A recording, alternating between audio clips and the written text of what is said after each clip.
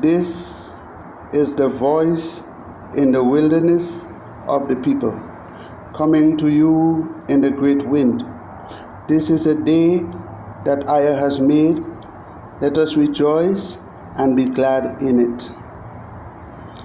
I pray to EZER, our Redeemer, the Father of Abraham, Isaac, and of Jacob, the Father of EZER-IAH and Judea, the one who made the heavens, the earth, the moon, the stars, and the seas, and everything that there is in him. He who has made me in his image and in his likeness, and has put his name on me.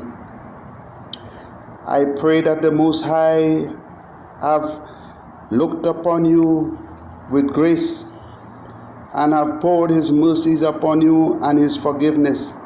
I pray the Most High have kept you from all danger, from all accidents, and from all iniquity. I pray that he has kept you in good health. My dear brothers and sisters, today I will revisit the book of Isaiah, chapter 53. I've been asked many questions about this book, and I have chosen to revisit it. I have gone into this book with deep study and concentration, and I have read all that he had to say. And today I will reveal unto you what Isaiah 53 is really saying to us.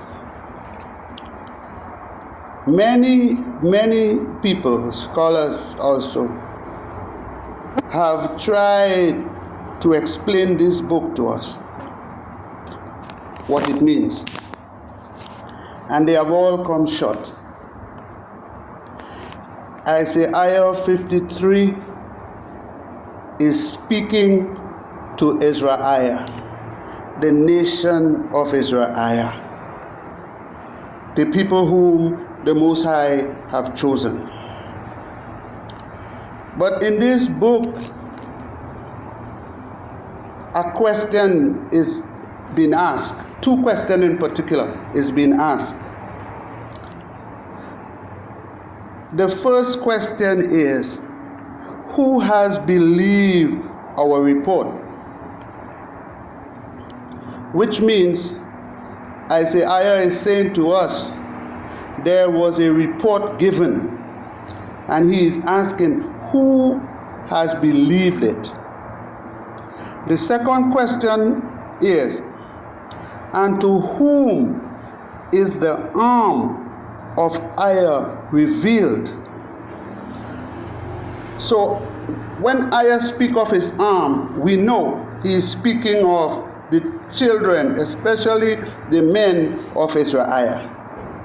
We are his arm, we are his strength, we are the ones that will do mightily. So Isaiah is asking, who is that arm? And whom is the arm of EZER revealed? So who is that person who EZER sent with that message? We know the message was sent to EZER-IAH. So now he's asking, who is that arm revealed to? So that arm is the messenger. Who is that messenger that revealed that message unto EZER-IAH? Verse 2, he says, for he shall grow up before him as a tender plant. That arm, that person shall grow up before EZER as a tender plant, and as a root out of a dry ground. So that person is coming from a nation that is dry, that doesn't have knowledge, that has lost their knowledge, their wisdom, their comprehension. They are dry, they are like dead. He has no form nor comeliness. He have no beauty. This person has no beauty. He has no comeliness. Nobody rushes to him. Nobody seeks him out. And when we shall see him, there is no beauty that we shall desire him. When we see him, he is not a handsome man. He is not attractive man. He is not ruddy. He is not thing to the eyes. He is despised. The Most High is continuing to this. Isaiah is continuing to describe the makeup of that person. He is despised and rejected of men. He's telling you who is rejecting that person, not Isaiah. Isaiah is sending him, and Isaiah is explaining to you the type of person he is. A man of sorrow and acquainted with grief. He is sorrowful and he is acquainted, he's accustomed to hard times. He's accustomed to stress. He's accustomed to maybe thirst and hunger. He's accustomed to people, despising him, putting him down. He's accustomed to those qualities. And acquainted with grief, and we hid, as it were, our faces from him. So Israel will hide their face from him. He was despised. They didn't accept him. He was not esteemed. Israel didn't hold him up as like how they hold up Shemaiah, Moses, or how they hold up the other prophets. They wouldn't do that to him. Surely he has borne our grief and carried our sorrows. Yet we did esteem him stricken, smitten of ire, and afflicted. Here Isaiah is saying, all these qualities in this man, we will not run to his rescue. We will not accept him. We will not pay him no mind. Israel in that day, will not accept him. Maybe he's not a mighty man. He's not a king. Maybe he's coming from a poor family. Maybe he doesn't have recognition. Just like today, they have to see you. You have to be like the governor's son or the chief's son or the chief's daughter for them to say, everybody want to be a friend. But when you coming from low, humble, humility, nobody knows you, nobody knows your parents, because your parents doesn't hold no high office, nobody cares about you. It's the same condition this person came in at that time. And here he's telling you, no one esteemed him, no one raised him up, no one. But Isaiah is the one who stricken him. Isaiah is the one who afflicted him. Isaiah is the one who put him in those conditions.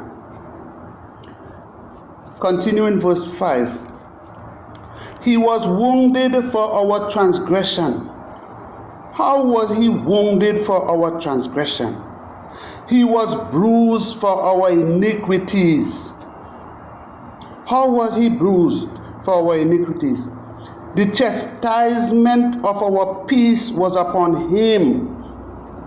The chastisement of our peace was upon him. And with his stripes we are healed. With his stripes we are healed. My brothers and sisters, all the Christians say this is speaking of their JC. But I will show you today, this is not speaking of anybody named JC. And this is not speaking of anyone coming to die for us. What Isaiah is saying here, the revelation he gets from the Most High is saying to him, is that the Most High will put this person in under certain requirements, under certain conditions. Under the conditions that he will put him is an example of what will happen to Israel. He will allow this person to live and to experience certain things. But the things that he will experience will be the things that Isaiah will do to Israel if they does not change, if they don't change their ways, he will do it to them. The same things that will happen, that this man will go through, is the same thing the nation will have to go through. And by his stripes, because what he's showing, the message he is bringing to EZER-IAH, if EZER-IAH take the message, if they watch how he is living, if they watch what he is doing, if they listen to what he is saying, EZER-IAH would be healed, EZER-IAH will be redeemed, EZER-IAH would not be punished. That's what he's saying. Then he goes to 6, he says, all we like sheep have gone astray. The whole of EZER-IAH, Judea, the whole nation has gone astray. We have turned every one to his own ways. We have forsaken the Most High. We have turned to idols. Baal turned to pagan worship. They turned to JC. They turned to Jehovah. They turned to Yah. They forget IAH. And IAH has laid on him the iniquity of us all. So IAH is going to put this person through like an example to EZER-IAH. He's going to use him as an example to EZER-IAH. This is not saying that he is going to cause somebody to come and die for us and that person will take away our sins. No. We as EZER-IAH have to look upon this person, hear what he is saying to us, see what he went through, and by the stripes, by the things that IAH have done to him, we have to learn our lesson and change our ways. This is what he is saying to us. You go to verse 7. He was oppressed, he was afflicted, yet he opened not his mouth. So this person was oppressed and they was afflicted. But who was they oppressed by? Who was they afflicted by? You see, he was oppressed and afflicted by IAH. He told us in verse 4, IAH chose to afflict him. IAH is the one who stricken him. Not nobody, not no Roman, not no Babylonian did that to him. IAH is doing this to his suffering servant. That is IAH's doing. IAH is causing him to go through this as an example unto EZER-IAH. That's what he is doing. He says, yet he opened not his mouth. He is brought as a lamb to the slaughter. So this person will not rile up. They won't accuse nobody. They won't fight with nobody. They won't open up their mouth. But who will be doing this? IAH is the one that will be shutting their mouth. IAH is the one that will cause them not to open their mouth. IAH is doing this to this person. So he says, as a sheep before the her shears is dumb. So before he is shaven, he will be dumb.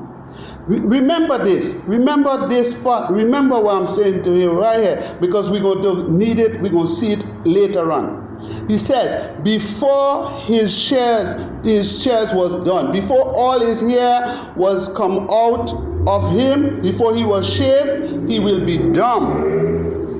So he opened not his mouth. So he was this person before they were shaved. As a sheep go to be shaved. Before he is shaved, he will be dumb. He wouldn't be saying anything to anybody. He was taken from prison and from judgment. And who shall declare his generation? For he was cut off out of the land of the living. For the transgressions of my people was he stricken. IAH has taken that person, remember this again, IAH has taken him from among the people. IAH has taken that person from among the people. IAH did not kill that person. That person was not dead. He took him from among the people, and Aya stricken him. Remember, Aya in verse 4, Aya is the one who stricken him, Aya is the one who smitten him, Aya is the one who afflicted him. That person. Isaiah is not telling us here that that person died for us. That person is not dead. That person is going through a test. It is going through a replica, like something that is to come. But Isaiah is going to put that person through this. So then when we as Israel see what he went through, we will then change our ways and believe Aya, and by that is the stripes that will heal us. Because when we see what he went through and we see what he had to do, we believe that Aya sent him, and this is what will heal us. He made his grave with the wicked and with the rich in his death, because he has done no violence, neither was any deceit in his mouth. He had no deceit in his mouth because he was dumb. Aya dumbed his mouth. Aya is going to open his mouth when he is ready to open his mouth. This man is not dead yet. He's just saying where he will do. He will die, yes, and he will be buried with the rich, yes. But in this, what Isaiah is talking to us, Isaiah is not saying that he is dead. Isaiah is not telling us this person is dead. Isaiah is telling us what Isaiah is going to do to that person. Right? It's like a prophecy. He's prophesying what that person is supposed to go through, what's that person going to be doing. So now, in our life, now, we are supposed to find out who is that person. And what was that report? Who was that person? And what was that report that that person was supposed to bring to us? That is what we have to do. But we cannot rely on our enemies to tell us this. We have to go in the book and find out who is that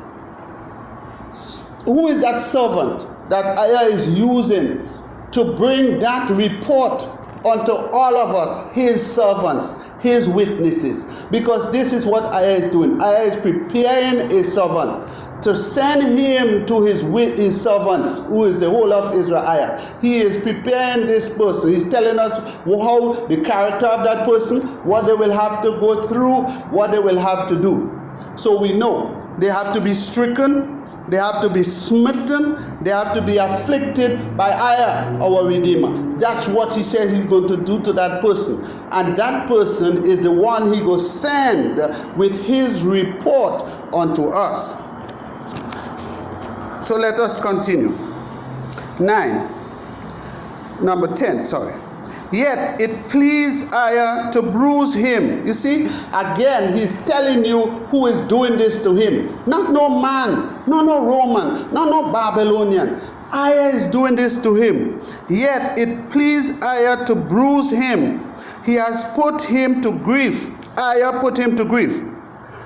When thou shalt make his soul an offering for sins, Aya will make his soul an offering for sin. He shall see his seeds. He shall prolong his days. See, when Aya is doing this to that person, they will still be alive. They will be with their children. They will still see their children. They will still be alive. They will still see their children. Aya has prolonged his days. He will live to an old age. And the pleasure of Aya shall prosper in his hand. So after this person, this servant, has gone through what Aya has prepared him to do, when he has completed what Aya have him to do, he will see, he will prosper, he will get prosperity. The pleasure of Aya shall prosper in his hand. He will live. He will be prosperous. He didn't tell us that person is going to die there on a tree or on a cross and shed his blood for us. No, that servant has to go through what Aya is going to put him through. We who come after have to find out who is that servant. When we find out who is that servant, we have to look now to see what did that servant bring to EZER-IAH. What did he bring to us? And whatever that servant bring to us, that is our report. The report is how we have to live, the things we have to know, the things we have to do. That is the report. The report is what EZER-IAH have to do to please Aya. That is the report. The report is not about somebody coming to die for us and somebody's gone on a tree and some Romans kill him. No. My dear brothers and sisters, I want you to read this with me and try to comprehend what I'm saying to you. Here we're going to know who is that suffering servant. We know already is Aya that going to cause him to suffer. Aya is going to cause him not to be esteemed. Aya is going to stricken him. Aya is going to smitten him. Aya is going to afflict him. Right in verse 4, he tells us all what he will do to that person, that servant. So let us go. And in 10 he says, it pleases Aya to bruise him. How was he bruised? Remember this part again. Keep it in your mind. How was he bruised? He has put him to grief. How was he grieved? He was taken away from his people. This man was put in a under special condition. He was not running around like everybody every day, like living his normal life. Aya had took him out from among these people. Aya has stricken him, put him in a special place. Stricken, put him in a special place, a place where he is by himself, a place where he is alone. He was stricken. But Aya also tell you what will happen to him after all of this. He will see the pleasure of Aya, and he will prosper in his hand.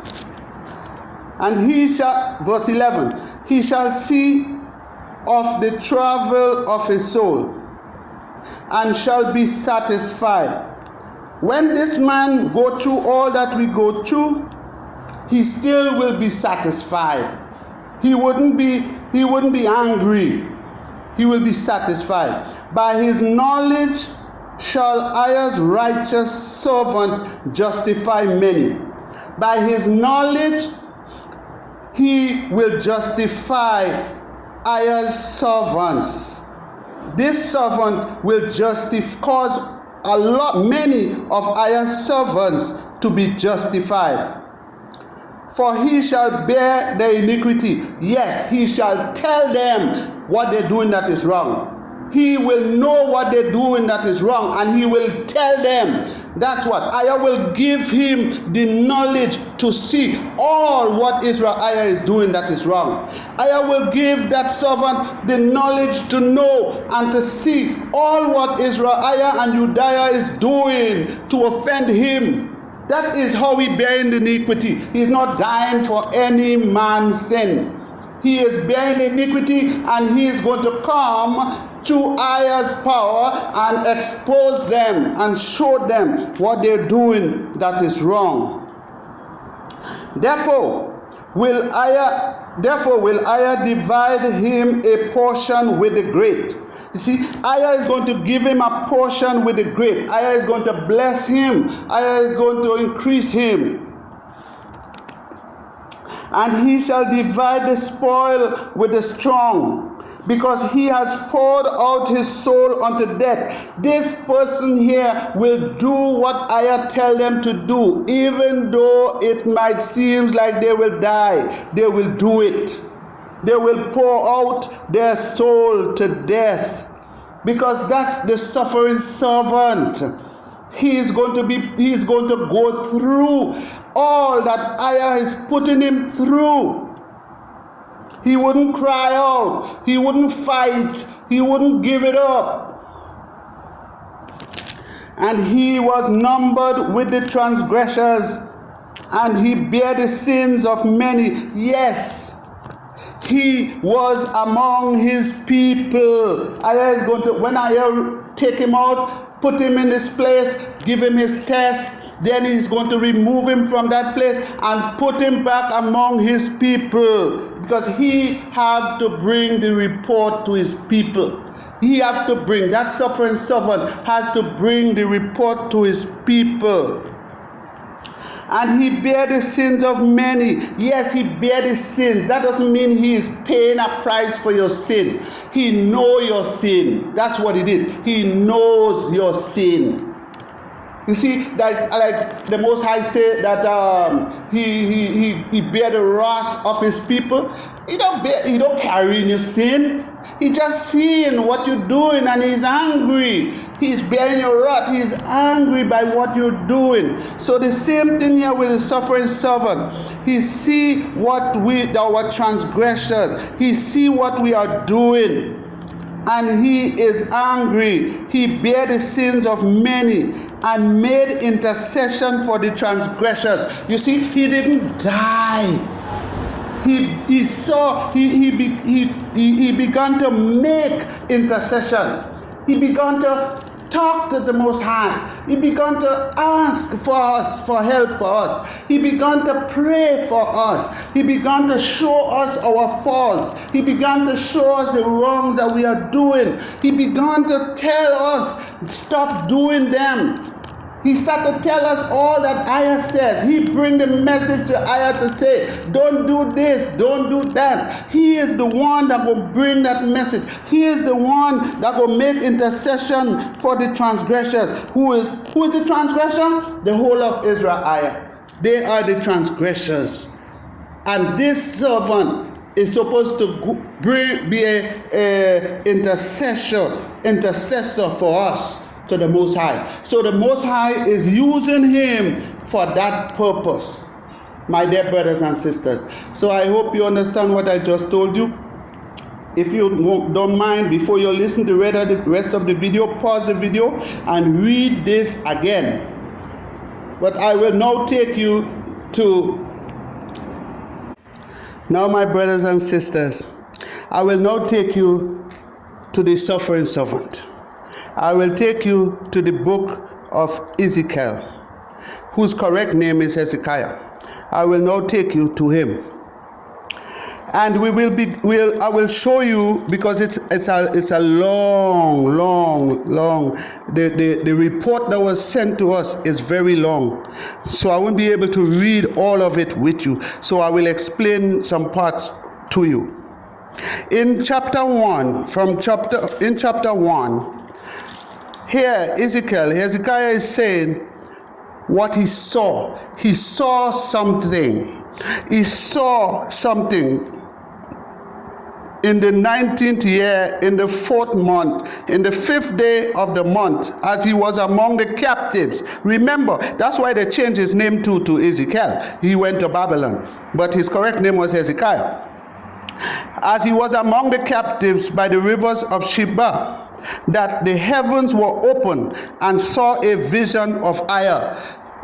Ayah opened the heavens, and Ayah showed him a vision. Now, what he saw, he's explaining to you in the whole chapter 1 what he saw. He saw like a machine. He saw like living creatures. He saw things with wheels. He saw how they move, how they lift up. He saw there was not like something he was explaining to you what he saw. He saw living creatures. He saw mechanical machine, things moving. So he's explaining to you what he saw. He saw those things, what he was explaining to you. That's in chapter 1. Now, the reason why Ezekiel is showing you this in chapter 1, because he is showing you how he got the message, how the message came to him, how he happened to get the message. The things that he's going to tell you after this is how he got it. He got it from seeing what he saw here. He got it from the voice speaking to him from that thing what he saw. That's how he got our report. So read it. Read the whole chapter. But I can't read the whole chapter with you because it's very long. For that matter, you have to read the whole book of Ezekiel, the whole book, because the whole book is our report. He is the suffering servant who brought the report to us. In chapter 2, he said, the last verse, verse 28 in chapter 1 states, as the appearance of the bow that is in the cloud in the day of rain, so was the appearance of the brightness round about. This was the appearance of the lightness of the glory of EZER. And when I saw it, he fell upon his face and heard a voice of one that speak. So he's telling you here, so he heard a voice, and that voice started to speak to him. And so we start in chapter 2. And he said unto me, Son of man, stand upon thy feet. Number one, this is the first sight that he gave us here, first instinct to let us know who is he. He was a son of a man, and the voice was speaking to him. And the voice said unto him, stand up on your feet, and I will speak unto you. And the Spirit entered into Ezekiel when he speak unto him. So he's telling you that Spirit entered into him. When he stood up, he felt that Spirit entered into him and set me upon my feet. And I heard him that speak unto me. He's telling you what he heard. And he said unto me, Son of man, I send thee to the children of whom? The children of EZER-IAH. I said to him, Son of man, I am sending you to the children of EZER-IAH, not to the whole world, not to die. Not to die. I'm not sending you to die. He didn't send the suffering servant didn't have to die.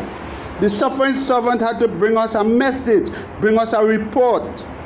That's what he sent him with. He sent him with a report to us. And he was the suffering servant. Ezekiel was the suffering servant who brought that report to us. Now let us go to a rebellious nation that has rebelled against EZER. So here the voice is telling him, I'm sending you to a nation. What is he sending him to the nation for? For what? And with what? He's sending him with his report to a nation, a rebellious nation, a nation that rebel against EZER. They like to go after idols. They like always want to run after what they see other people have, even the mighty ones. He said they have rebelled against EZER, against me. And they and their fathers have transgressed against me, even unto this very day. So he tell him here, they have transgressed against me, them and their fathers, until this day. The same time period when he was talking to Ezekiel, until today, they're still rebelling against him. They're still rebelling against him. Here he's sending suffering servant, and he's giving them a message. But yet still, they're saying that it was one who come and die on a cross for them. And here he's telling you, the servant is telling you what he saw. The servant is telling you what he heard. For they are impotent children and stiff-hearted. I do send them unto you unto them. And thou shalt say unto them, what he had to do? He had to come unto us, just like he gave Moshe, Shemaiah, his name to bring on us. So he is sending this servant unto us. You shall say unto them, thus says EZER, their Redeemer. Thus says EZER, your Redeemer. And they, whether they will hear or whether they will forbear, for they are a rebellious house. Yet shall I know that there has been a prophet among them. He's telling him here, I know. I'm not worried about who gonna hear this or who will not hear it. I don't worry about those who will take it seriously or those who will not take it seriously. That's what I is saying to him. Because he know they are rebellious. But for Aya's sake, he's saying, I know they do this, I know they do that, but I cannot give them no reason. I can't give them no excuse. So I have to send someone to them. At least I could know I have sent someone to them with a report. I've sent someone to them to let them know what they're doing is wrong. I have to send someone to tell them their sins, tell them their transgression, to tell them what they're doing. I have to send one. So I'm choosing you, I'm sending you. And he's going to 6. He said, thou son of man, be not afraid of them. Because he knows these wicked people, when you come to them with the truth, all they do is to say nasty things about you. He said, do not be afraid of them, neither be afraid of their words. Because you hear, just like they do today, when you tell them the truth, they call you devil, they say you this, you do, because why? You try to tell them the truth about the JC, that the Most High didn't send nobody to die for us. It's the same thing here. It's the same thing. The same thing he sent the servant with to let them know. The same thing he sent them to let them know. And what they do? They call you all names. They call you all kind of names. They wouldn't listen. It's the same thing is going on today. He says, though briars and thorns be with thee, which means the people, they want to hurt you. That's what briar does. That's what thorns does. It pierces your skin. It causes you pain. So he's telling him, though thorns be with you, and thou dost dwell among scorpions. He called them scorpions. Who he calling that? EZER-IAH, the whole nation. The whole nation is sending him to. He called them scorpions. You see why he was despised? You see why he was nobody cared about him? The Most High start explaining to him, telling him what they go do when he go there. He said, be not afraid of their words, nor be dismayed at their looks, though they be a rebellious people. Don't worry, when you go there to say what I tell you to say, when you go there to bring that report that I'm giving you to bring to them, I don't know who want to hear, they hear, and who want to forbear, let them forbear. But you do not be afraid of them. Do not be afraid of them. Verse 7, thou shalt speak my words unto them, whether they will hear or whether they will forbear, for they are most rebellious. So the Most High is saying, whether they will listen or they wouldn't listen, you have to go there and speak my words. That's why I'm choosing you. That's why I'm sending you. I'm sending you among a people that will hate you. I'm sending you among a people that wouldn't listen to you. I'm sending you among a people who will despise you and afflict you. They wouldn't care for you. But I am sending you because I have to send someone. I have to send someone. And I have chosen you, so I'm sending you. But thou son of man, hear what I say unto you. Be not thou rebellious like that rebellious house. He says, when I send you there, listen what I'm saying. Don't ever become like them. Don't ever allow them to change you. Remember, I'm sending you there with my words. So don't let them change you. Don't ever forget what you went there for. So he said to him, open your mouth and eat that I give thee. And when I looked, I behold, and a hand was sent unto me. And lo, a roll of a book was therein, a scroll. It was not like Bibles like we have now. It was rolled up. So he saw this. When he tell him to eat something, when he see it's a book. And he spread it before him. And it was written within and without. It was written on the inside and on the outside. And there was written therein lamentations and mourning and woe. What did he see? He see all the things that will befall EZER-IAH. That's what he saw in that book.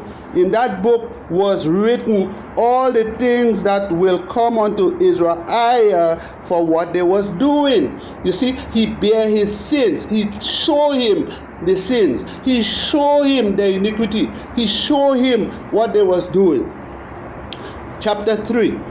Moreover, he said unto me, That's Ezekiel. Son of man, eat that thou findest, eat this roll, and go and speak unto the children of EZER-IAH. He's telling him, now I've given you this. I've shown you their sins. I've shown you their transgression. Go now and speak unto them. Now I've shown you. Now you have my words. So you need to go and speak unto the children of EZER-IAH. So I opened my mouth, and he caused me to eat the roll. You see, he opened his mouth, he ate the roll. And he said unto me, Son of man, cause thy belly to eat, and fill thy bowels with this roll that I give thee. Then did I eat it, and it was in my mouth as honey for sweetness. He started to study the word of IAH. When he ate that roll that IAH was showing him, he started to feel good. He feel good. He feels strong. He feel, no, well, yeah, I could go to these people. And he said unto me, Son of man, go get thee unto the house of EZER-IAH, and speak with my words unto them. Go to the house of EZER-IAH and speak my words unto them. Do you see, my brothers and sisters? This suffering servant did not die. He didn't die. It was Hezekiah. It was Ezekiel. He didn't die. He was in the captive. He was a captive in Babylon. And the Most High gave him that report, that message. The Most High showed him, put on him all the sins of Israel. Show him all what they're doing. He put all the iniquity on him to show him all what they was doing. And then he had to go now to them and tell them what they were doing is wrong. That's what he had to do. He had to go there and expose them, let them know what they're doing is wrong. He says, 5, for thou art not sent to a people of a strange speech and of a hard language, but to the house of EZER-IAH. IAH is saying to him, I'm not sending you to some stranger. I'm not sending you in Europe. I'm not sending you where somebody in China. I'm sending you to the house of EZER-IAH. I'm sending you to your own people. That's where I'm sending you. I'm giving you a report to bring to your own people. Not to many people of a strange speech and of a hard language, whose words thou cannot comprehend. Surely had I sent thee to them, they would have hearkened unto you. He said, I'm not sending you to a strange people. He sent us to a strange people, not Ezekiel. He didn't send Ezekiel to a strange people. He said, I'm not sending you a people to whose language you cannot comprehend. Because if I sent you to them, they would have listened to you. They will listen to you. They would hearken unto you. But I'm sending you to your own people. Verse 7. But the house of EZER-IAH, that's who I'm sending you. They will not hearken unto you. You see why he was despised again? You see why he was not esteemed? He's telling you, the Most High is explaining to you in Ezekiel his report. For they will not hearken unto you. They won't listen.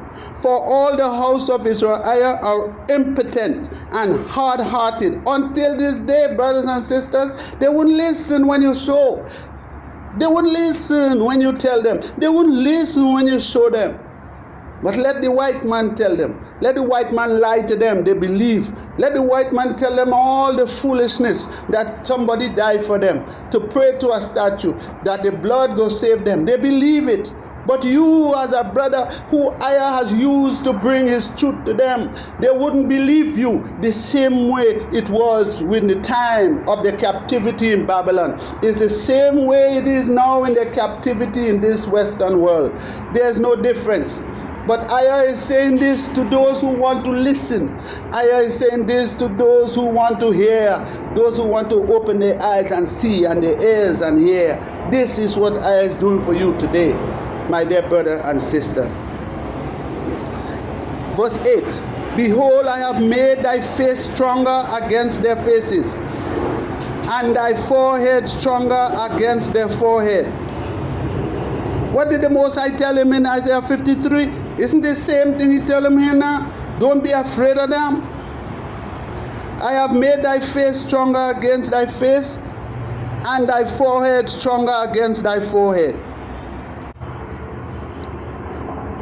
As an adamant is harder than flint, have I made thy forehead. Fear them not, neither be dismayed at their looks, though they be a rebellious people. Although they will not treat you right, they will despise you.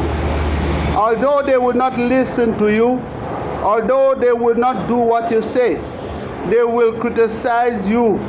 But don't worry about it. Don't worry about them. You have to speak to them.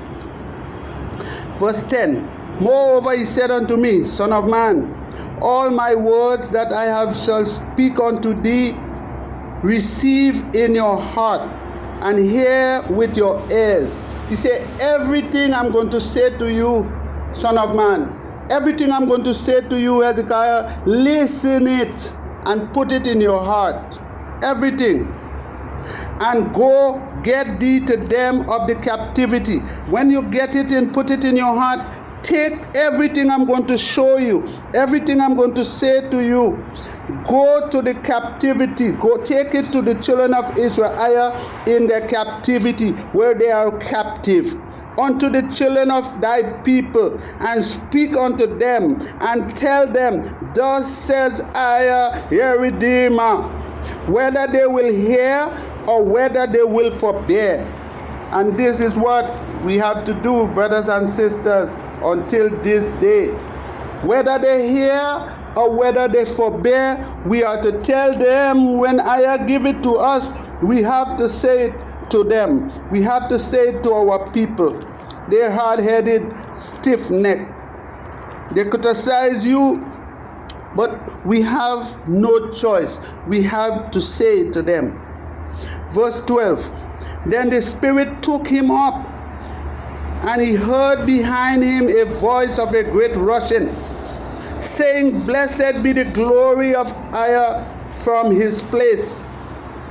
I heard also the noise of the wings of the living creature. That's what he saw in chapter 1. That touch one another. And the noise of the wheels over against them. And a noise of a great rushing. So the Spirit lifted him up and took him away. And he went in bitterness in the heart of my spirit. But the hand of Aya was strong upon him. Then he came to them of the captivity at Tel Abib, that dwelled by the river of Sheba. And I sat where they sat, and I remained there astonished among them for 7 days. He sat where they sat. He was among them, and he was astonished for 7 days. And it came to pass at the end of 7 days that the word of Aya came unto him, saying, Son of man, I have made thee a watchman. You see what he was made him? A watchman. That's the suffering servant. He made him a watchman.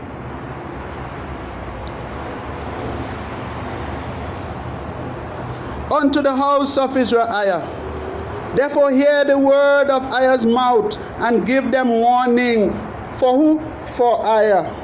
Give them warning for Aya. So Aya said, hear my words, and go and warn them for me. Warn them for me. He sent his report. Give them my report. When I say unto the wicked, thou shalt surely die, and thou give him not warning, nor speak to warn the wicked from his wicked ways, to save his life. The same wicked man shall die in his iniquity, but his blood will I require at thy hand. If you did not give my message, and my people are destroyed, then I will punish you. That's what he's saying to Ezekiel. I will punish you. Yet, if you go and warn the wicked, and he turn not from his wickedness, nor from his wicked way, He shall die in his iniquity, in his wickedness, but thou shalt deliver thy soul. If you go, and if you did not go, I will punish you. You didn't go and warn them. But if you go and you warn them, and they change not, then you are free. I will not punish you. Again, when a righteous man does turn from his righteousness and commit iniquity, I lay a stumbling block before him. He shall die, because thou hast not given him warning. He shall die in his sin, and his righteousness which he has done shall not be remembered. But his blood will I require at thy hand. Again, if you don't go and warn them, when they do wrong and they die in their wickedness, I will punish you. Just like he did with Cain. He punished Cain for his brother's death, Abel. He didn't kill him. He punished him. It's the same thing IAH is going to do to the prophet, to the watchman. If I send you and you don't say what I tell you to say, I'm going to punish you. Nevertheless, if thou warn the righteous man, that the righteous sin not, and he does not sin, he shall surely live, because he is warned. Also thou hast delivered thy soul. If you warn them, and they didn't do, they hear you, and they have not done anything wrong, they saved their soul, and you also has delivered yours. You're not being punished. And the hand of IAH was there upon me, and he said unto me, Arise, go forth into the plain, and I will there talk with you. Excuse me. Then I arose and went forth into the plain, and behold, the glory of IAH stood there, as the glory which I saw by the river of Sheba, and fell upon his face. He says, the same glory I see is a brightness, not the sun. That's the glory of IAH. He said, you see the same glory. Then the Spirit entered into him, and set him upon his feet, and he spake with him, and said unto him, Go shut thyself within thy house. See, the Most High now telling him through the Spirit to go in your house. So what is he doing here? He is taking him away from the people. He is taking him away from the people, and he's going to stricken him. That's what he's doing here. He said, Go shut yourself within your house. But thou, O son of man, behold, they shall put bands upon thee, and shall bind thee with them, and thou shalt not go out among them. The Most High is saying, when you go into the house, I'm going to bind you. The angels, whoever is going to bind him up in that house. He is not going out. He is not going out among his people. He will be stricken in that house. He will be held in that house. And I will make thy tongue cleave to the roof of thy mouth. Again, did he say he will be dumb? In Isaiah 53, did he tell him he will be dumb? Now here IAH is telling him, I will make your tongue cleave to the roof of your mouth, that thou you shall be dumb. My dear brothers and sisters, this is your suffering servant right here. It's not no JC. It's not nobody dying for you. It's your messenger. It's your watchman. He is bringing the report, and IAH is asking you, do you believe that report, or you don't believe it? Are you hearing about the report? Will you accept it or not? And it continues. He says, and shall not be to them a reproof, for they are a rebellious people. So I'm going to shut up your mouth. You will not be able to tell them to change their ways. You wouldn't be able to speak to them until I decide to release your mouth. But for now, you ain't speaking to nobody when I put you in that house. But when I speak with you, I will open thy mouth. You see, verse 27, he say, when I choose, when I speak to you, which means you're going to stay dumb until I open your mouth. And thou shalt say unto them, Thus says IAH, your Redeemer, Say unto, when I open your mouth, you will say unto them, thus says I, your Redeemer. He that heareth, let him hear, and he that forbear, let him forbear, for they are a rebellious house. So he tell him, when I open your mouth, you're going to go back telling them the same thing. Here I'm telling you, you want to hear, hear. You don't want to hear, don't hear. He didn't send nobody to die. The suffering servant didn't have to die for nobody. He had to speak to the people. He had to be among his people. The Most High is about to show you what he is doing to that suffering servant. Why he go be suffering. Verse 4, he says, thou also, son of man, take thee a tile. So he tell him, take a tile. What is a tile? A tile is a clay plate. A clay plate, slate or plate or wherever it is. It's a tile. And he said, lay it before thee. Put the tile in front of you and portray upon it the city of Jerusalem. Draw the city of Jerusalem on that tile. He said, take the tile, put it in front of you, and draw the city of Jerusalem on that tile. And lay siege against it. Build a fort against it. So when you put that tile down, you build around it. It's like a replica. You're making something small. But what you are doing here, I am telling you to do it. And he's going to show you why he's telling him to do it. He said, lay siege against it, which means like bull rocks around it, or stone, or mud, or whatever. Build something around it, against it. And build a fort against it. You see, build a fort against it. Build something against it. And cast a mound against it. You see, a mound. Build a high mound. So that it's like a barrier to the city. You're making a replica of Jerusalem, but you have to make that replica. You have to draw the city, put it on the tile, put the tile down, then make a mound, like a camp, a high mound around it. And set battering rams against it round about. Then you go on the outside of the mound and you set up battering rams. Like how there's a fight war. The enemy come with battering rams to break down your barrier, to break down your wall, to break down your gate. So he says, set this against around it. Moreover, take thou unto thee an iron pot. He said, then take an iron pot and set it for a wall of iron between you and the city. So between him and the city, where he's sitting down, he had to put an iron pot between him and that thing that he draw and the mound that he put up. Lie thou also upon thy left side. Now, in verse 4, Aya is about to bruise him. Let me show you how Aya is about to bruise him.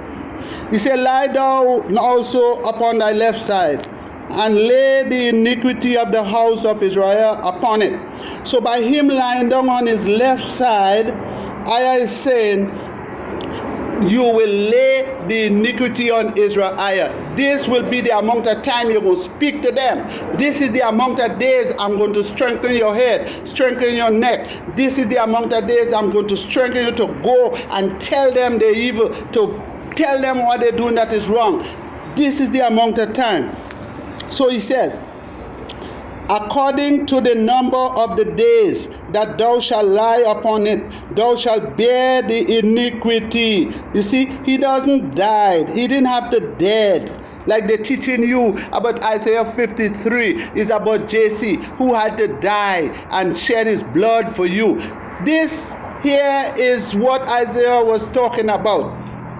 This is what Isaiah was talking about in Isaiah 53. He's talking about Ezekiel. He's talking about Ezekiel. He said, you're going to lie down and you will bear the iniquity. You see what he told him in Isaiah 53? Did he tell him that he will bear the iniquity of Israel? This is how he is bearing the iniquity of Israel. He's not dying. He's not dying. He had to lie down. Verse 5. For I have laid upon thee the years of their iniquity. You see, he said, I'm putting on you the years of their iniquity. He didn't tell him you had to die for it. He's telling him, according to the number of the days, 390 days, so shalt thou bear the iniquity of the house of Israel. I am going to put you to lie down there for 390 days. And this is how you go bear the iniquity of EZER-IAH. Because when I put you lie down there for 390 days, we count your days. And then you're going to see what I will do to them. They didn't listen to you. They didn't listen to your message. They ain't listening to it. But I'm going to show you what I will do to them. Remember, he tell him, draw a replica of the city and put it for him. So all what he is doing here now is like it's doing to the whole of EZER-IAH. He is doing to the whole land. That tile represents the whole land. That mound represents what will happen, how they will build mound around it, how they will besiege the city, how the enemy will come with ramps and ramp breakers to break down the city and destroy it. But he is showing Ezekiah in a model form, in a small form. So everything he does there to that servant, that watchman, is the same things will happen to the city. That is the one who is bringing our report. So he is giving him a full report to bring to us. If you don't, that's what's going to happen. Verse 6.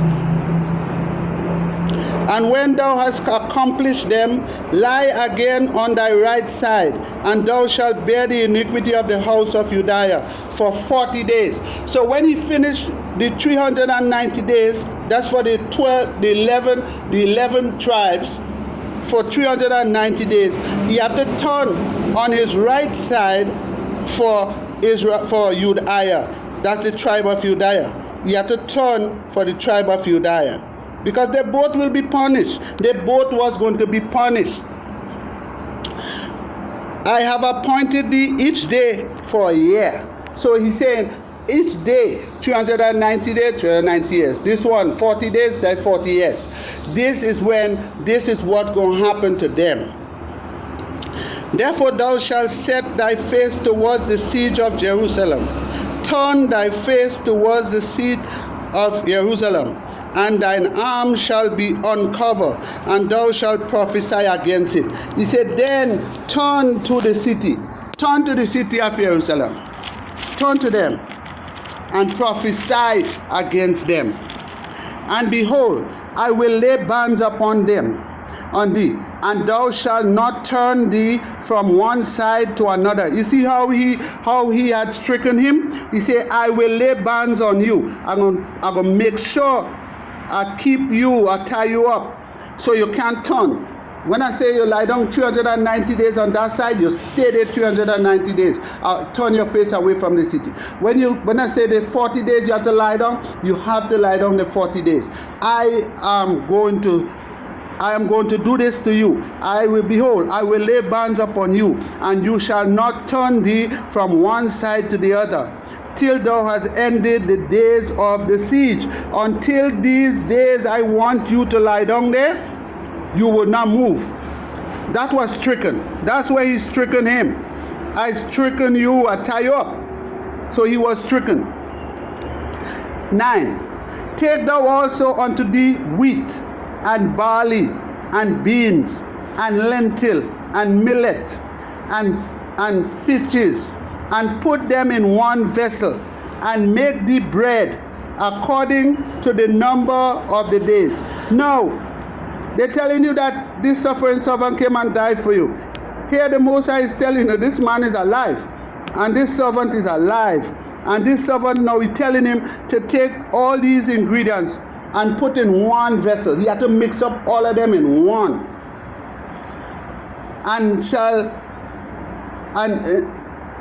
You have to mix up all of these things in one and put them in one vessel, and make thee bread thereof according to the number of the days that thou shalt lie upon thy side. 390 days shalt thou eat thereof. So for the 390 days, he had to eat the bread. So he have to go now and prepare this bread. He have to go and get these ingredients to make bread, because that's what he will have to eat for the 390 days and then the 40 days. He had to make this bread and go there with him, with it in the house. And thy meat which thou shalt eat shall be by weight, 20 shekels a day. From time to time shalt thou eat it. You see that? You see, he was bruised by lying down on the side. He was stricken by tied up, and now he have to suffer because that's what he have to eat. He have to. This is suffering. He is going through this period. The Most High is putting him through this for us, so that he could bring our message to us. He gave him restrictions. He said, number 11. The restrictions on the food was 10. The restriction now on the water. Thou shalt drink also water by measure, the 6th part of hin from time to time thou drink. So this man was not free. This man was not free to go and drink what he want, to go and eat what he want to eat. No, he was stricken. Verse 12. And thou shalt eat it as barley cakes, and thou shalt bake it with dung that come out of man in their sight. So he now had to get the dung from men. He had to collect this dung from men and also bring into that place with him, because that is what he have to bake his bread with, in front of the tile, in front of the battering ram, in front of the pot he put. He have to do this because everything the Most High is doing to him is what will happen to EZER-IAH. That's why he is the watchman. He is the one whom he sent, the suffering servant. He's suffering him. He's suffering right here. He's suffering. He says, so he have to get human dung, human poop, to use as wood, as fire to make this bread. And Ayah in their sight. And Ayah said, even thus shall the children of EZER-IAH eat the defiled bread among the Gentiles, where I will drive them. So the Most High said to him, just like how you got to take their dung and make bread for you to eat, this is an unclean thing, right? This is defiled, right? This is not clean. He said it's the same way. The reason why I'm telling you to do this is because that's what the children of EZER-IAH will eat. They will eat defiled, unclean things among the Gentiles when they go there. Just like they're eating today. Chitlins, pig foot, pig head, pig belly, shrimp, lobster, shark, all the scavengers of the earth, crab. Our people love it. And he was showing him, because everything he was doing with him there was an example of what they will do when they go into captivity. Verse 14. Then said, Ayah, my Redeemer. This is what he said. They put an apostrophe in the I to make it you feel like he's saying I. No, the Most High didn't say that. The Most High, Ezekiel didn't say that. Ezekiel called on his name. Ezekiel said, Ayah, my Redeemer. Because, as I said, the word Lord never existed in the book. So how could he say, Ayah, Lord, and the word God never existed in our book? Even in the 1606 Bible, 1611 Bible, they never existed. So how could he be saying this? These people have switched and changed our words. What Ezekiel is saying right there, he has shown you right here the name of the Most High. He said, Ayah, my Redeemer, behold, my soul has not been polluted. For from my youth up even till now have I not eaten of that which die of itself, or is torn in pieces, neither came there abominable flesh into my mouth. So he said, Ayah, from my youth, from since I was born, I was taught, I was trained, I was given your instruction. I'm not to eat any unclean stuff.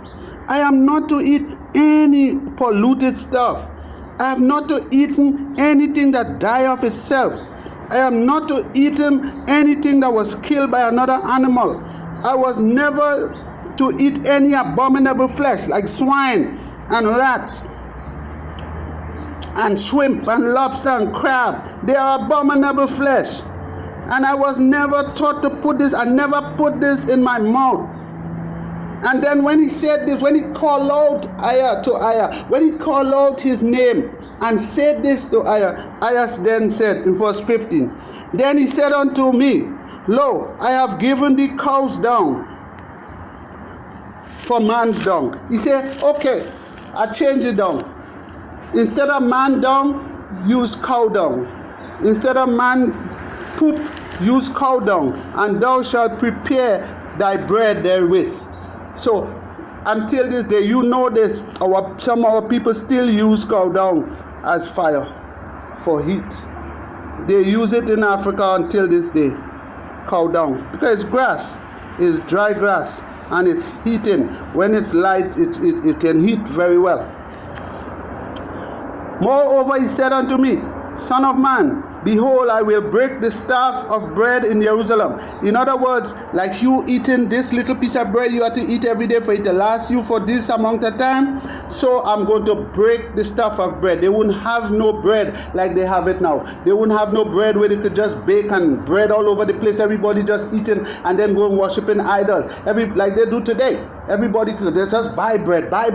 No, the Most High say, I go take that staff out. No more wheat. I go send drought on you. I go send pestilence on you. You ain't gonna get that wheat. You ain't gonna have no bread. You won't be able to do what you're doing.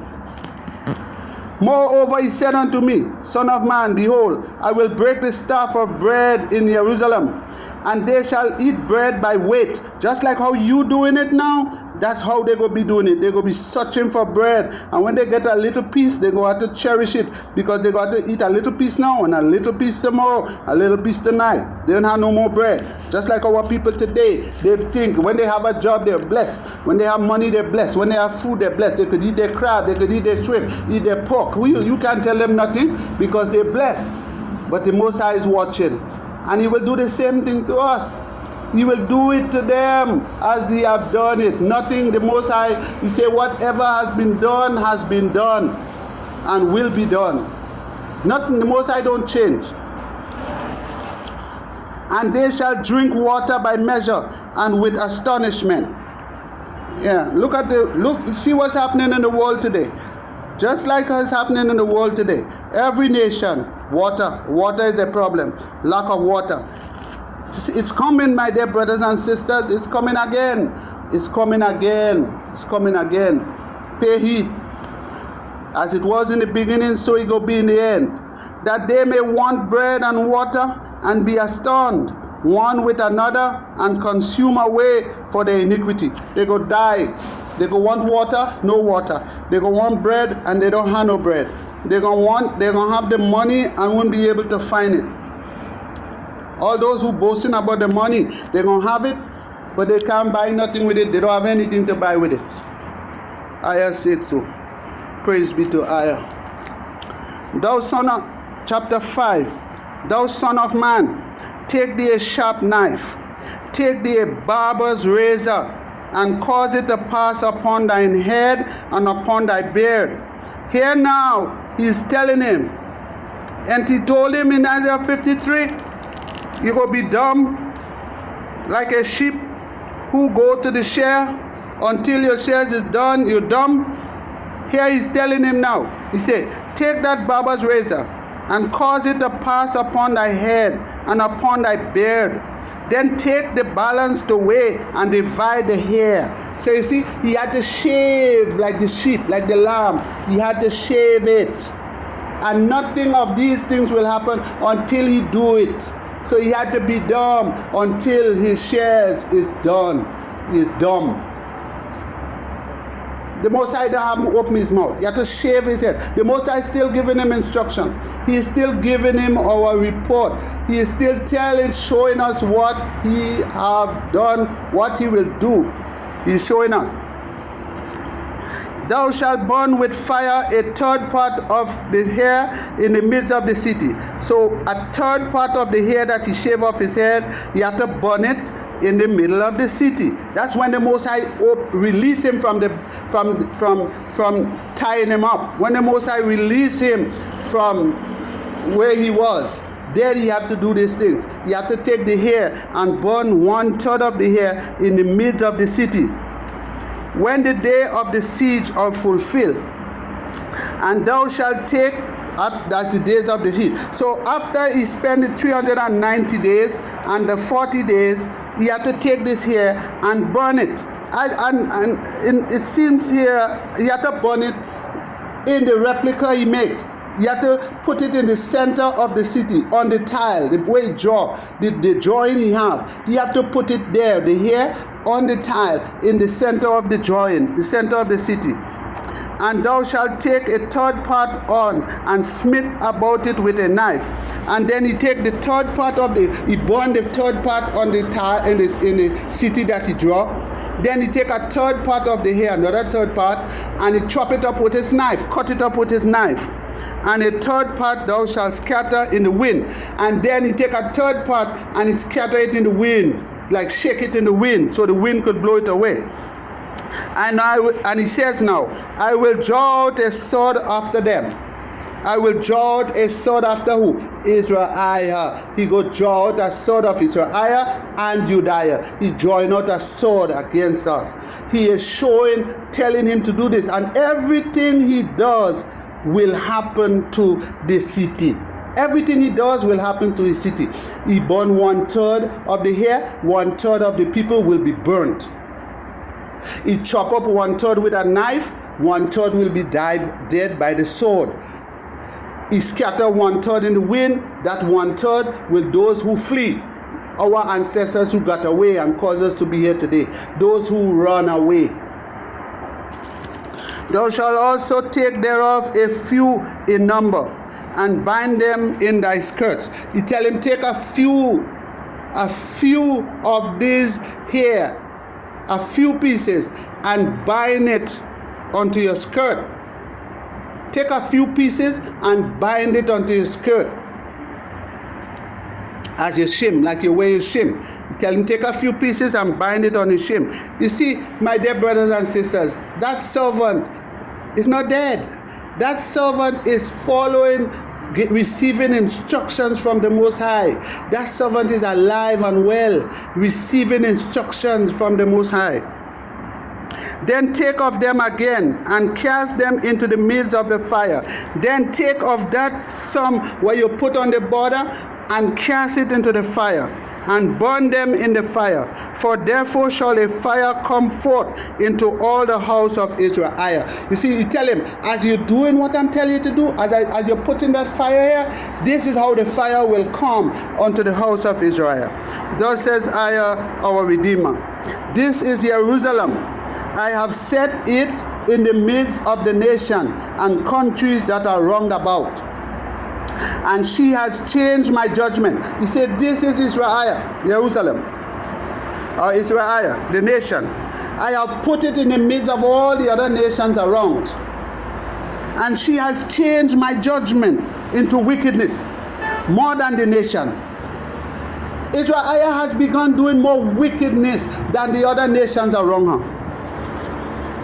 My dear people. And then we have the brothers telling us we have to do what our ancestors did. We do not have to follow our ancestors. We have to follow the word of the Most High. Our ancestors has turned away from Ayah, our Redeemer. They had begun to worship Lucifer, fallen angels, demons, evil spirits, idols, images, wood, rock, and stone. And that's why they was punished. We can't go back doing that. We have to change that. We have to serve Ayah, our Redeemer. We have to listen to the prophets and do what they tell us we must do. The prophets are the ones who was keeping the laws of the Most High. The prophets are the ones who obeyed the Most High. And they are the ones who tell us what we must do. Not our ancestors, and to say that our ancestors were over there and they was righteous. No, they were not. He says, therefore, verse 11, for they have refused my judgment and my statutes, they have not walked in them. He's telling you what our ancestors did. They didn't walk, they didn't obey, they didn't do it. Therefore, that's why he's sending us his watchman. That's why he's sending us this servant to bring this message to the rest of the people supposed to be his servants, because we all are supposed to be his servants and his witnesses. But when we turn against him, we're no longer. So he chose one servant, a good servant, a loyal servant, and he suffered him. He put him under all these strict measures to bring this message to us. Let's listen to what he has to say. He says, "Therefore thus says IAH your Redeemer, because you have multiplied more than the nations that are round about you, and have not walked in my statutes, neither have kept my judgment, neither have done according to the judgment of the nations that are round about you." Therefore, they didn't do what he told them to do. He told them not to do what the nations was doing. That's what they went and do. Instead of stopping and listening to what IAH said to them, what the prophet said to them to do, they couldn't do this. Just like today, as they have a little money, they're gone among the heathen. They want to marry the heathen. They want the heathen to be in their life. The heathen have to be their friend. They can't friend their same little black brother and sister. No, they have to be with the heathen. It's the same thing. And as you see, so the Most High is punishing them, and yet still they continue to do it. The Most High is punishing them when they do it, and they continue to do it, causing them to put them in jail, to lose their wealth. He is destroying them because of their disobedience, and yet still when you try to tell them the truth, they laugh at you. They look at you like nothing, just like they was doing to Hezekiah here. They was doing to Ezekiel. Therefore thus says IAH your Redeemer, behold, I am against thee. IAH is against thee, and will execute judgment in the midst of thee, in the sight of the nation. So just as how he gave him the hair to put in the picture that he draw and burn it with fire, just as he set up the mound around the picture that he draw on the tile, as he cut his hair, is the same things will happen to EZER-IAH. 9. And I will do in thee that which I have not done, and whereunto I will not do any more the like, because of all thy abomination. He said, I'm going to do to them that I have never done, and I will not do it like that anymore unto them. But this time I'm doing it. Therefore the fathers shall eat the sons in the midst of thee, and the sons shall eat their fathers, and I will execute judgment in thee, and the whole remnant of thee will I scatter into all the winds. As he scattered the hair in the wind, so he is going to scatter the children of Israel in the wind. As he burned the hair on the head, so they will be burned. The same thing he did, the same thing he has been doing to the replica, is the same thing is going to happen to the children of Israel. And they eat their children in the siege. They did eat their children in the siege. Wherefore, as I live, says IAH your Redeemer, surely because thou hast defiled my sanctuary with all thy detestable things, and with all thine abomination, therefore will I also diminish thee. Neither shall my eyes spare, neither will I have any pity.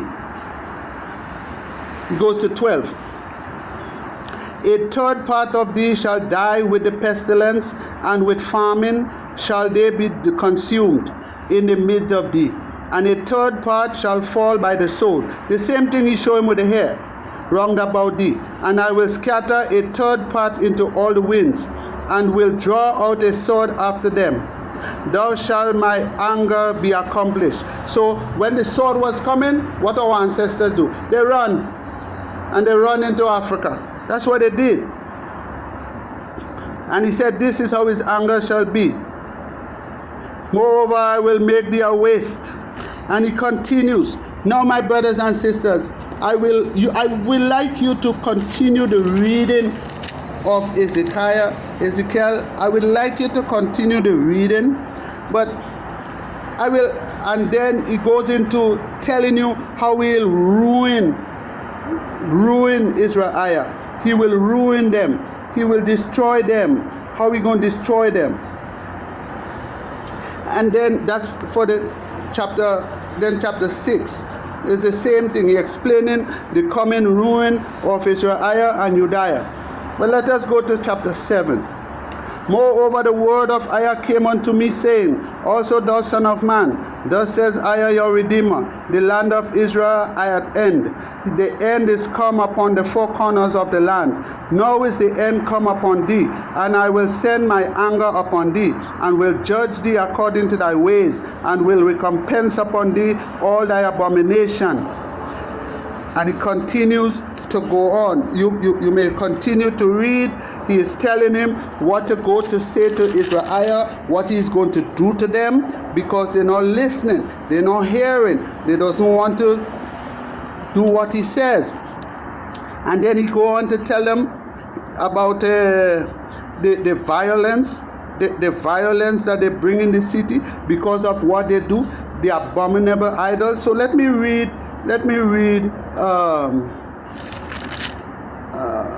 I will read chapter 8. And it came to pass in the 6th year, in the 6th month, in the 5th day of the month, as I sat in my house, and the elders of Judea sat before me, and the hand of IAH fell there upon me. Then I beheld, and lo, a likeness as the appearance of fire, from the appearance of his loins, even downward, fire, and from his loins, even upward, as the appearance of brightness, as the color of amber. And he put forth the forehalf of his hand, and took me by a lock of my head. And the Spirit lifted me up between the earth and the heaven, and brought me in the vision of IAH to Jerusalem, to the door of the inner gate, and looked towards the north, and where was the seat of the image of jealousy, which provoked to jealousy. They had an idol in the temple. And behold, the glory of IAH of EZER-IAH was there, according to the vision that I saw in the plain. Then said he unto me, Son of man, lift up thine eyes now the way towards the north. So I lift up my eyes to the way towards the north, and behold, northward a gate of the altar of the image of jealousy in the entry.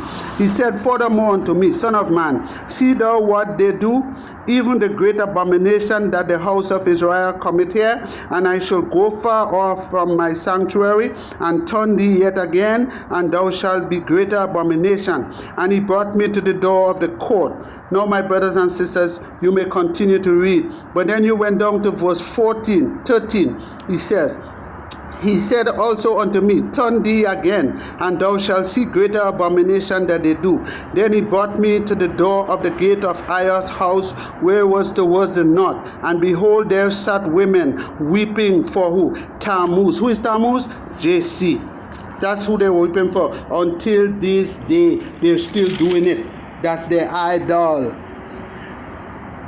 And he continues, if you continue to read, he tell you about his mark of mercy.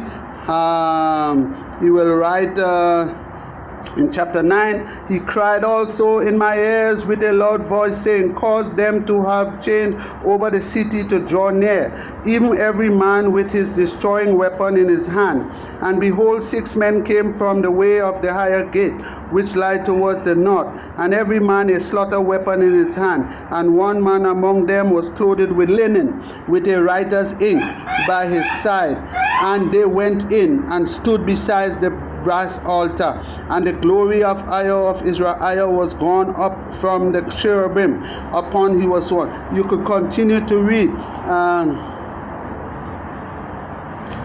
and he will show you, you will see, and the coals of fire that he will bring down upon them, and about the Most High's glory, which is in chapter 10, 11, and the spirit of IAH, he continued to, that's the report. He continued to give us our report. And then you go to the rebellious house, where he is saying how rebellious our people are. And then he go on to tell us about he is our Redeemer. He is our Redeemer, and there is none else.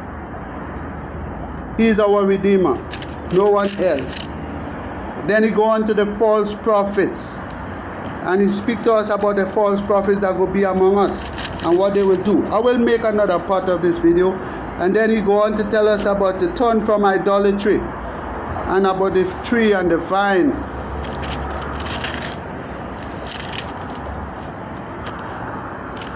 pass through the land and spoil it, so that he says in we go on to chapter 14, and we're going to read a little bit here from chapter 14, verse 14. Though these three men, Noah, Daniel, and Job, were in it, they shall deliver but their own souls by their righteousness, says IAH, our Redeemer. If I cause noisome beast to pass through the land, and they spoil it, so that it be desolate, that no man may pass through before of the beast. Though these three men were in it, as I live, says IAH, your Redeemer, they shall deliver neither sons nor daughters. They only shall be delivered, but the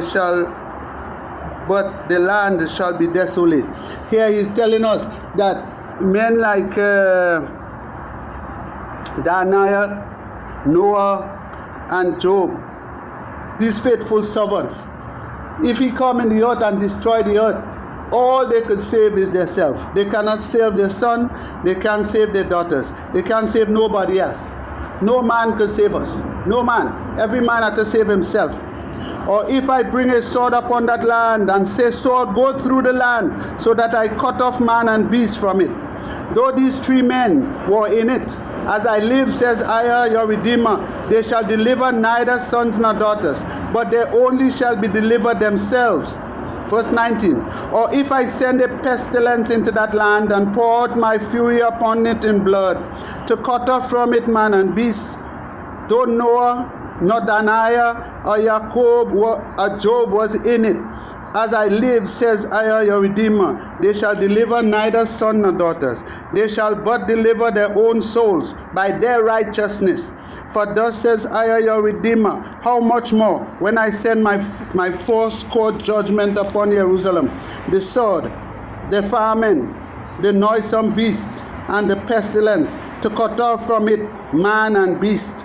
Yea, behold, therein shall be left a remnant that shall be brought forth, both sons and daughters. Behold, they shall come forth unto you, and you shall see their way and their doings, and you shall be comforted concerning the evil that I have brought upon Jerusalem, even concerning all that I have brought upon it. And they shall comfort you when you see their ways and their doings, and you shall know that I have not done without cause all that I have done in it, says IAH, our Redeemer. IAH is saying to him, the remnant, that hair that he has tied onto the skirt of his garment, that's the remnant. That's the remnant that will come back. That's the remnant. And I go on to say that his blessing, I will read it. Let's go to chapter 16, and we read some from verse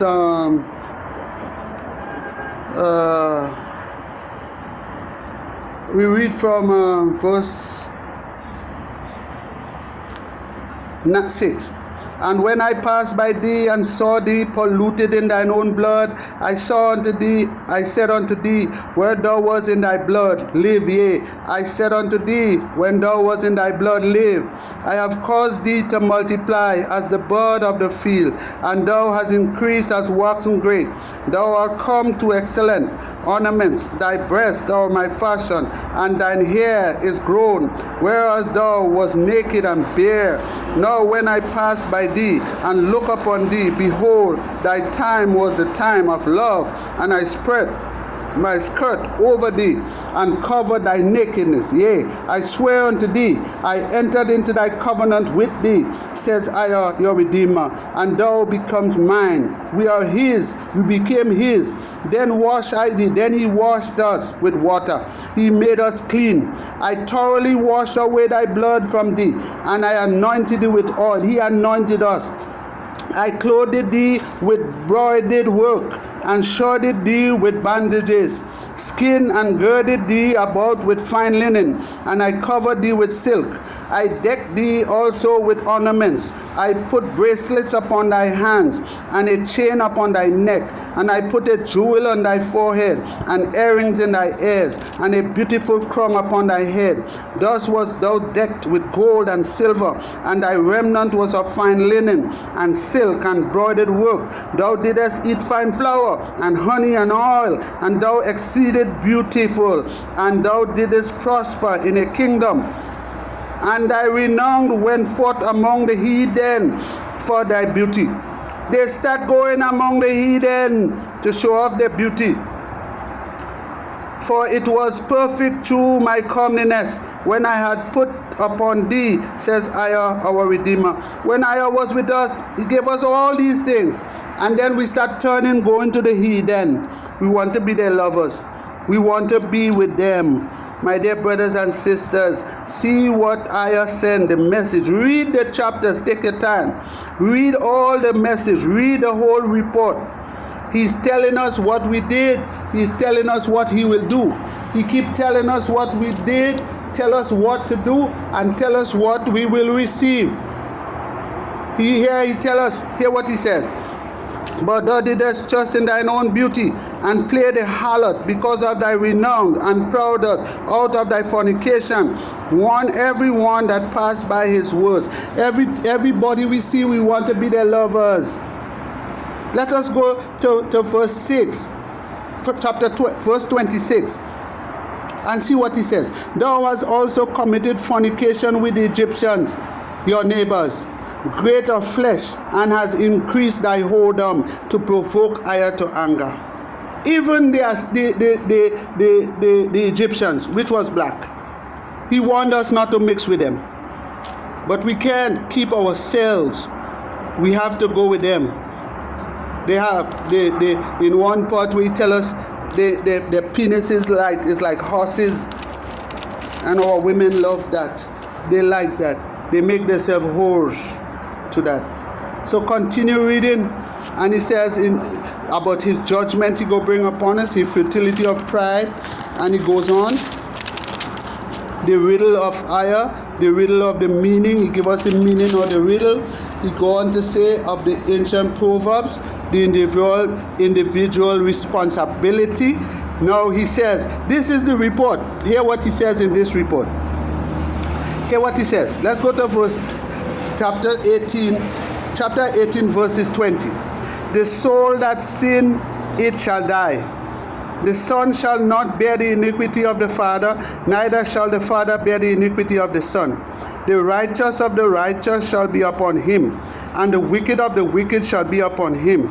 But if the wicked will turn from his sins that he has committed, and keep all thy statutes, and do that which is lawful and right, he shall surely live, he shall not die. All his transgression that he has committed, they shall not be mentioned unto him. In his righteousness that he has done, he shall live.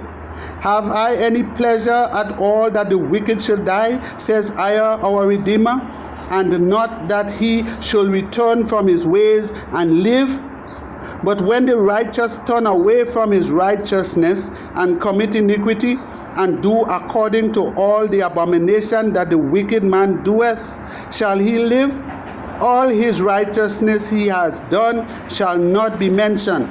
Here the Most High telling us, if we are wicked and we turn from our wickedness and do right, we will live.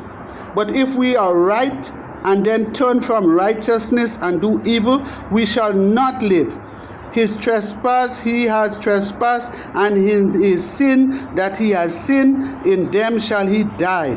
Yet say the way of EZER is not equal. Hear now, O house of Israel, is not my way equal, or not your way unequal? Because they always believe that somebody had to die for our sins. And the Most High is saying, isn't my way equal? And your way is not equal? Because you want somebody to die for your sin. And the Most High is telling you, are not your ways unequal? When a righteous man turn away from his righteousness and commit iniquity and die in them, for his iniquity that he has done shall he die. Again, when the wicked man turn away from his wickedness that he has committed, and do that which is lawful and right, he shall save his soul alive, he shall live. He, because he has considered, turn away from all his transgression that he has committed, he shall surely live, he shall not die. Yet you say, the house of EZER-IAH, the way of IAH is not equal. O house of EZER-IAH, are not my ways equal? That is, he sending his report to us, my brothers and sisters. Read his report.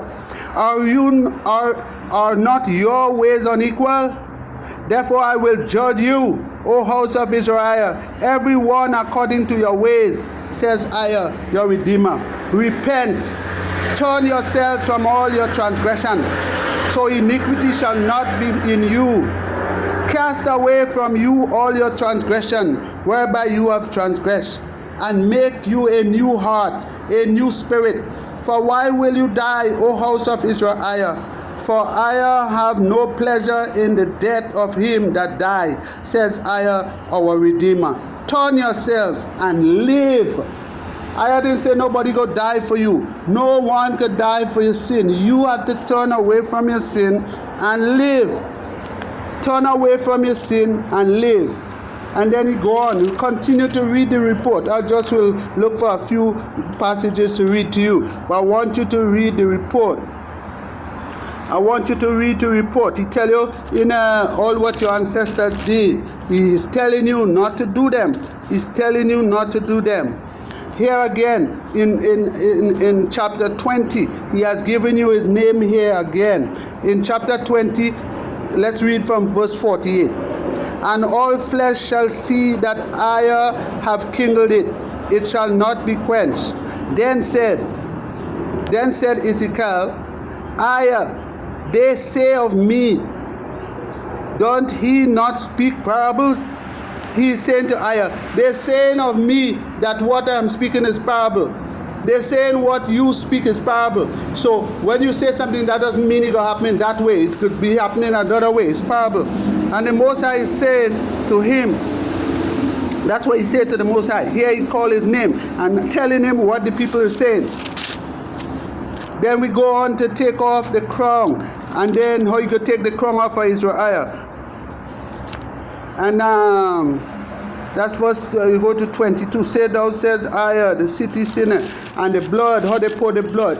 EZER-IAH sin, how he calling out his sin.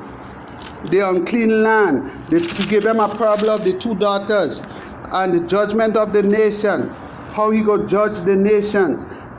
Read how he go judge the nations. That is in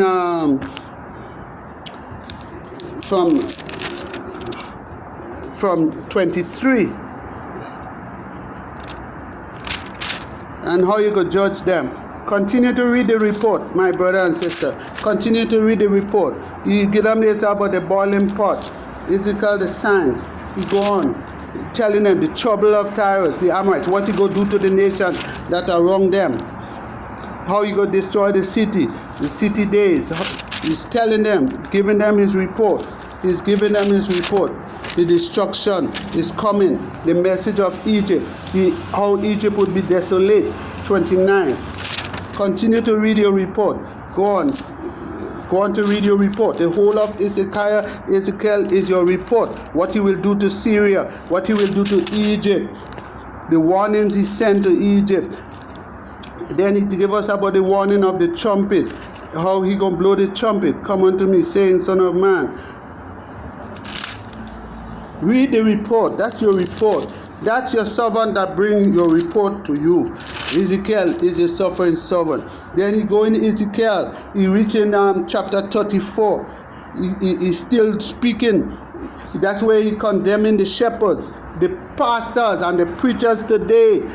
This is what he's telling you about them. Hear what he had to say in Ezekiel chapter 34, verse 22. After he speak about the prophets and how wicked they are and all what they have scattered in his sheep and what he is doing to them, hear what he says. He says, therefore I will save my flock, and they shall no more be a prey. And I will judge between cattle and cattle, and I will set up one shepherd over them, and he shall feed them. Even my servant David, he shall feed them, and he shall be their shepherd. And I will be their redeemer, and my servant David a prince among them. And I have spoken it. He have just told you in the report who he will bring back to be our shepherd, to be our leader, to enforce his laws upon the earth. And then you go on to, if you go on to 36, he's telling us about how he's going to bring us back into the land. He's saying here, he's going to wash our hearts, and he will save us from all uncleanness. And how he going to bless us. He going to have pity on us. And he will sanctify his great name among us. And how he will profane how they profane the name among the heathen. And he going, read it, my brothers, read it, my brothers, read it. Read your report. That is our report. He didn't give us a report of a dead man, a man coming to die for us. Hear what he tells us in 37. That's chapter 37. Hear what he tells us in continuing with the report. Hear what he tells us in chapter 7. I'm going to start to read in chapter 20, in verse 21. Say unto them, thus says I, their Redeemer, behold, I will take the children of Israel from among the heathen. We are among the heathen right now, where they have begun. Yes, he has driven us here, and will gather them on every side, and bring them into their own land. I will make them one nation in the land upon the mountains of Israel, and one king shall be king to them all. There shall be no more two nations, neither shall they be divided into two kingdoms any more at all. Neither shall they defile themselves any more with their idols, nor with their detestable things, nor with any of their transgression. But I will save them out of all their dwelling places where they have sinned, and will cleanse them. So shall they be my people, and I will be their Redeemer. That's how we go be his people. He go clean us. And David my servant shall be king over them. And they shall have one shepherd. One, not two. One shepherd. Who's the one shepherd? David. They shall also walk in my judgment, and observe my statutes and do them. We're going to keep his commandments. We're going to do all of them. And we're going to keep all his precepts and judgments. And they shall dwell in the land that I have given unto Jacob, my servant, wherein your fathers have dwelt. And they shall dwell there, even they and their children and their children's children forever. We're not going to heaven. We're going to dwell in that land. That's our report. My servant David shall be their prince forever. Moreover, I will make a covenant of peace with them. Ayah's peace will be upon us. It shall be an everlasting covenant. A covenant of peace will be everlasting, time without end, with them. I will place them and multiply them, and will set my sanctuary in the midst of them forevermore. My tabernacle also shall be with them. Yea, I will be their Redeemer, and they shall be my people. And the heathen shall know that I do sanctify Israel, when my sanctuary shall be in the midst of them. My dear brothers and sisters, this is your report. And then he go on to tell us how we go end this thing with the message to God. The great battle, the great shaking, how he go shake the earth. And he tell us how long we're going to take, how they will take to bury the dead, and how we go restore Israel. And he measuring the measurements, how to rebuild his temple and the courtyard. He gave us all of this in his report. He hasn't hide anything from us in his report. He gave us his report. And then he continued with the report. And then he tell us about the priest. Who he go choose to be priest. How he go choose them. He go clean them up and put them back to be his priest. Read your report. Your report is Ezekiel, the book of Ezekiel. He is the suffering servant. that brought our report. And another, I wanted to let you know again, this Israel, the correct name is EZER-IAH.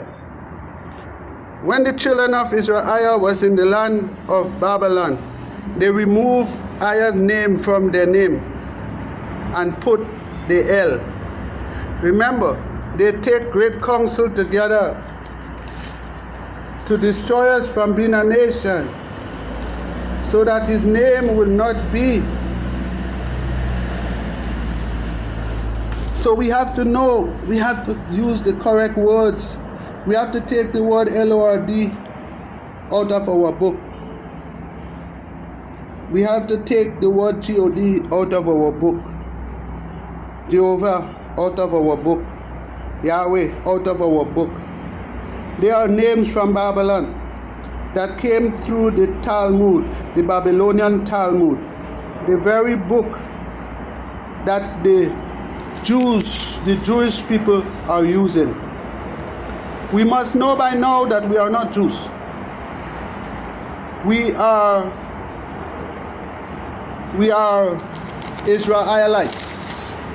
We are Hebrew Israelites. Let me read this in Psalm 89 for you. I will start in verse 19. Then thou speak in vision to thy Holy One, and said, I have laid help upon one that is mighty. I have exalted one chosen out of his people. I have found David my servant. With my holy oil I have anointed him, with whom my hand shall be established. My arm also shall strengthen him. The enemy shall not exact upon him, nor the sons of wickedness afflict him. And I will beat down his foes before his face, and plague them that hate him.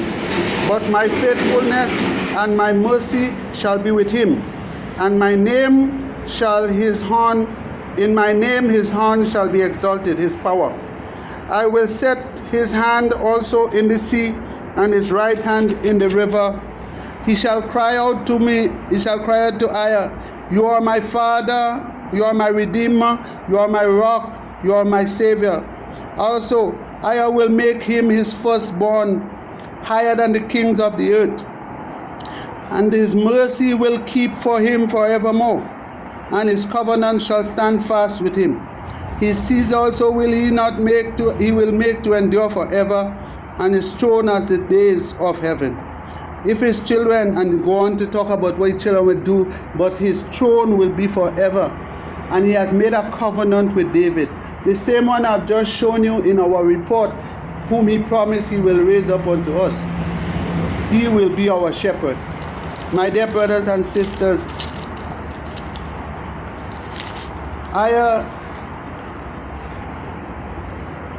let me go with you. I will read Psalms 83. I will go in verse 8.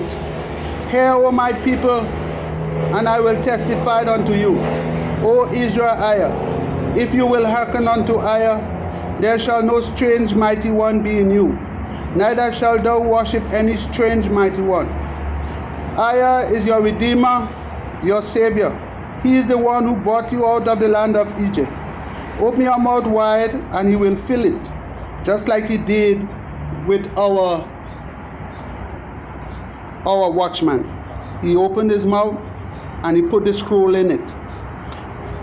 Saying, my people will not hearken to his voice. EZER-IAH will not have none of him.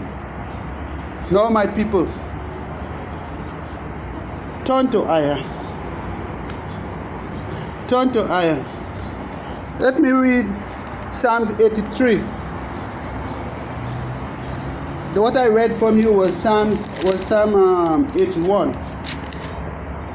This one is 83. He said, keep not thou silence, O Ayah, hold not thy peace.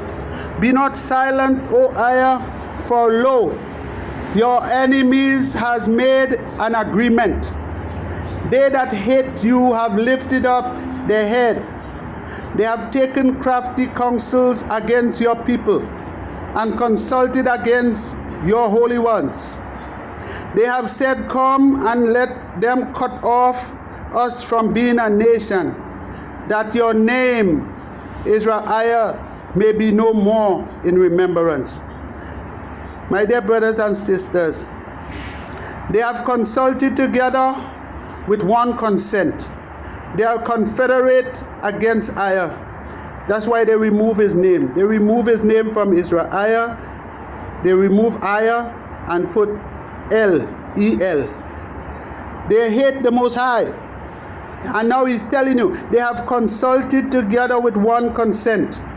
They are confederate against IAH. And who are the ones who confederate against IAH? Listen to them.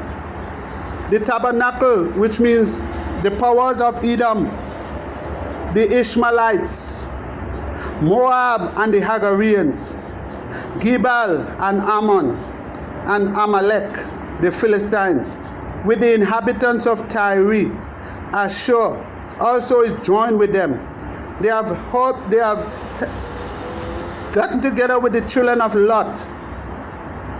They are the ones who have done this to us. They are the ones who have removed his name IAH from EZER-IAH and put El. They are the one who removed his name from the prophets. As you see in Daniel, his name was Daniah, Isaiah, Jeremiah, Nehemiah. They all had the name of your Redeemer in their name. The nation was known by his name. He changed the name of Jacob and put EZER-IAH, put his name into the nation's name. The tribe Judah, he have called his mother to name him Judah, for he is the one that will sing the praise. He will be the king and the queens and sing the praise to IAH. He will be the one that was established in Jerusalem. So IAH's name would have been established in Jerusalem. My dear brothers and sisters, the name of your Redeemer is IAH. And as he say unto our watchman, it's either you hear or you forbear. It's either you accept or you don't. If you want to live, you need to accept. Do the commandments of IAH. Call on his name. Praise him with all your heart, all your soul, and with all your strength. So before I leave you again, I will say this to you. The suffering servant that is mentioned in Isaiah chapter 53 is Ezekiel. His correct name is Hezekiah. He was the servant that IAH sent with his message unto the whole of EZER-IAH and Judea. He was the suffering servant. IAH suffered him. IAH restricted him. IAH bruised him. IAH made him dumb. IAH shaved him as a lamb. IAH had set him up to bring his report to us, his children, his people. IAH always choose one from among us to send to us. IAH does not send strangers. IAH sends his own people.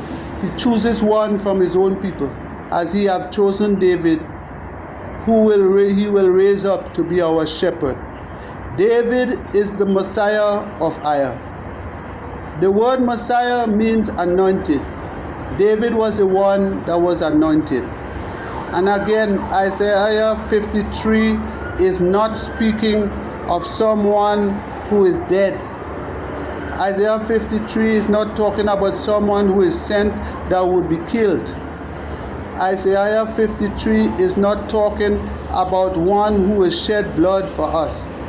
Isaiah 53 is talking about Hezekiah, the one you call Ezekiel, and he prepared him.